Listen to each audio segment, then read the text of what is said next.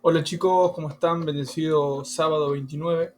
Hoy en esta oportunidad les traigo para desarrollar parciales en relación a la materia de análisis matemático 2, reforzando algunos conceptos. Análisis matemático.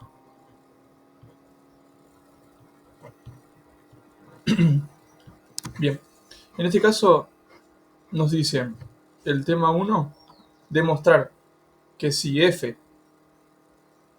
mayúscula de x e y de z es igual a 0, o sea, una función definida implícitamente, dice, para que la redundancia, define una función implícita, ¿no? Z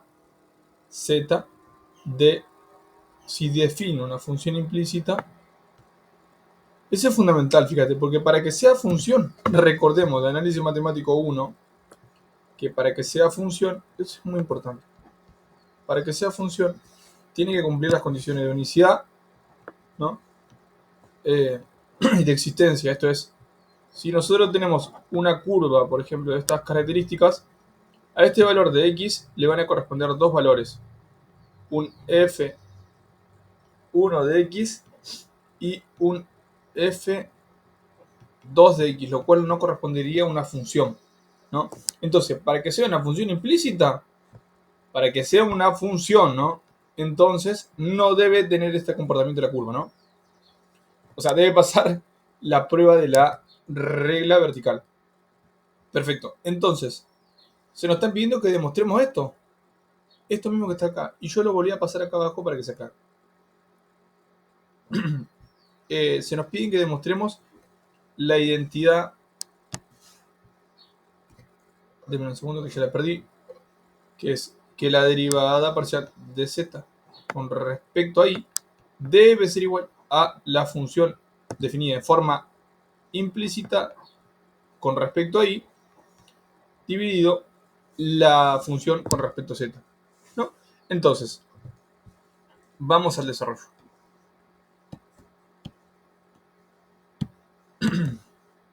Ok, supongamos que f de x y está definida de esta forma, como bien se nos dice. Entonces, se nos pide demostrar esto mismo. Esto se nos pide demostrar, ¿no? En el caso de que la función, de que sea una función. Ok. Entonces, para el desarrollo, dice, si f de x está definida de esta forma, entonces la superficie definida por esta expresión,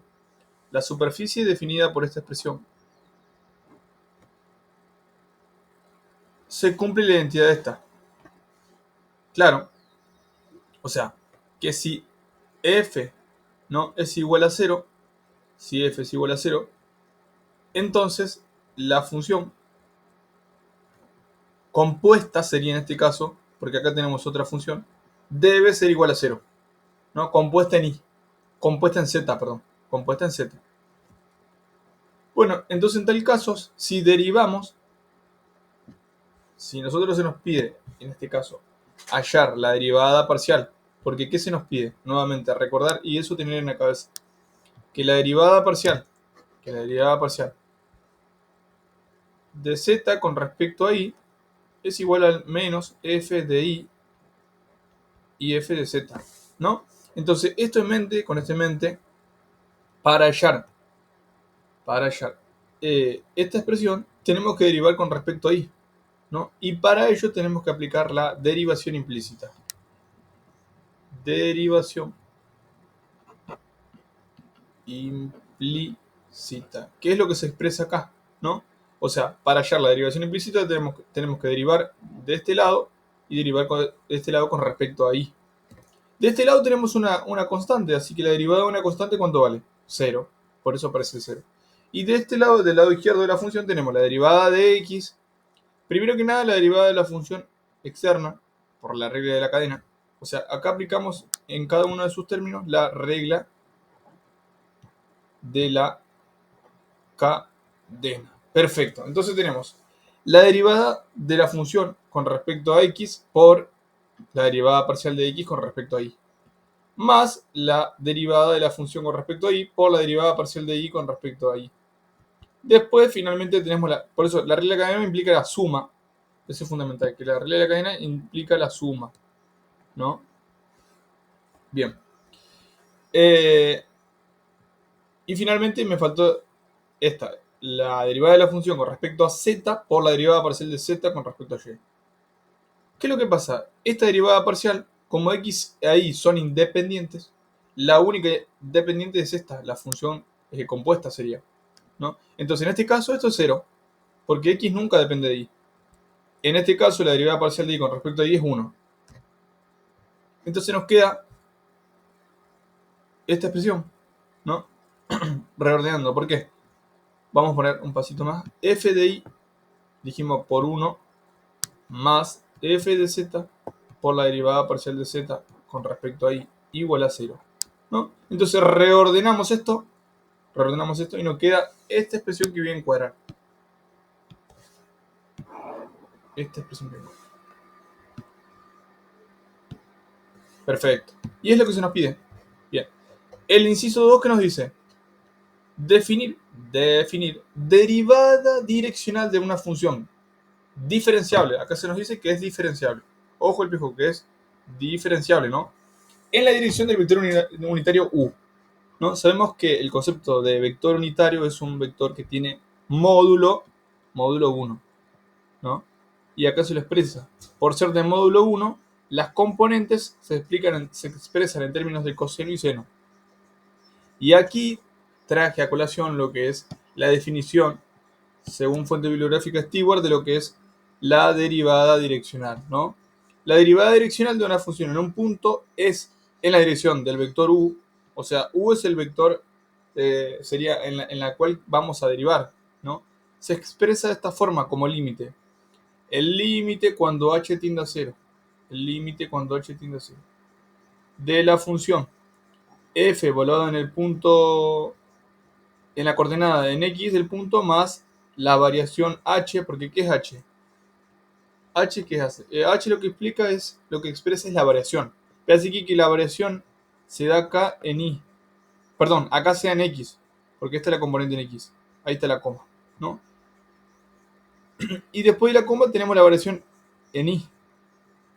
¿Ves aquí? ¿No? O sea, vamos a variar en las dos direcciones. Tanto en esta dirección como en esta dirección. ¿De acuerdo? Y acá tenemos la función original. O sea, la función evaluada en el punto. ¿En qué punto, profe? En este P. ¿De acuerdo? Entonces, si existe límite, la derivada direccional en la dirección del vector u se expresa de esa forma. Entonces, se nos están pidiendo esto mismo que está acá. Dice, definir la derivada direccional, ¿no? Es lo que acabamos de hacer. Ahora nos están pidiendo acá, demuestre que si f de x, demuestre que si una función es diferenciable en AB, entonces la derivada direccional evaluada en el punto es diferente de 0. Estas son las hipótesis. Esto es fundamental identificar. Que lo que es la hipótesis y lo que es la tesis, ¿no? O sea, que valiéndonos de estas hipótesis, tenemos que llegar a esto, si es verdadero, ¿no? Bueno, entonces nos están diciendo que es diferenciable. Que sea diferenciable no nos quiere decir que es continuo. Nos están diciendo que las derivadas van a existir en el contorno de ese punto, ¿no? En este punto AB. Entonces la derivada direccional, perdón, el gradiente evaluado en el punto es normal a la curva de nivel que pasa por C. Acá aparecen términos nuevos. Esto es la derivada, esto es el gradiente. El gradiente que viene expresado por el operador Nabre. Y dice que es normal a la curva de nivel y que pasa por un punto. ¿Qué es una curva de nivel? Bueno, acá vamos a aclarar unas cositas centrales, ¿no? Fíjate aquí, que acá tenemos una superficie, tenemos un plano y tenemos una curva de color celeste que se ve, ¿no? Se llama C. Esa es la superficie total en azul, ¿no? Acá tenemos el gradiente. Esto es el operador, se denomina operador nabla. El operador nabla, ¿cómo opera? Bueno, el operador nabla es aplicado, en este caso, una función x de dos variables, se expresa como aplicarle la derivada parcial, ¿no? Primero con respecto a x, después con respecto a y, y dependiendo si tiene 3 variables con respecto a z. ¿Y acá qué va? Acá va la función. El operador NAV lo que hace es, le aplica la derivada parcial. Entonces, ya con esto en mente, te está diciendo que está en el punto AB. Vamos a evaluar esta función en un punto. Vamos a evaluarlo en P con coordenadas A y B, ¿no? Entonces vamos a desarrollarlo, ¿no? La curva de nivel, ¿qué es la curva de nivel entonces? ¿No? Acá te lo expresa. Es el conjunto de puntos donde f toma un valor fijo. Y acá se expresa la curva de nivel, ¿no? La curva de nivel es un punto que pertenece a la superficie, ¿no? Es un conjunto de puntos que pertenecen a la superficie, tal que la función evaluada en ese x y z siempre toma el mismo valor. En este caso el valor c, ¿no? O sea, sea el plano dominio x e y, ¿no? Vamos a tener un contorno, vamos a darle un colorcito. Supóngase que este es el dominio de la función, ¿no? O sea, el conjunto de pares ordenados que se van a evaluar en la función, ¿no? Este es el dominio, supóngase. Entonces, cada punto acá va a tener coordenada x e y. ¿De acuerdo? Y esto se va a evaluar en una función. Esto se va a evaluar en una función que es en z, igual a la función evaluada en x e y. ¿De acuerdo? Bien. Y es lo mismo que se hace acá, ¿no? La representación gráfica de una función es una superficie. ¿De acuerdo? Dice, si te mueves sobre S, sobre la superficie, no cambias el valor de f en el caso de que sea una curva. Y es cierto, ¿por qué? La que está en rojo acá es una curva de nivel que toma el valor z igual a c. O sea, hay un conjunto de puntos acá del dominio, tales que al evaluarlo en la función te devuelve siempre esta constante c y describe una curva. Esa curva se llama curva de nivel.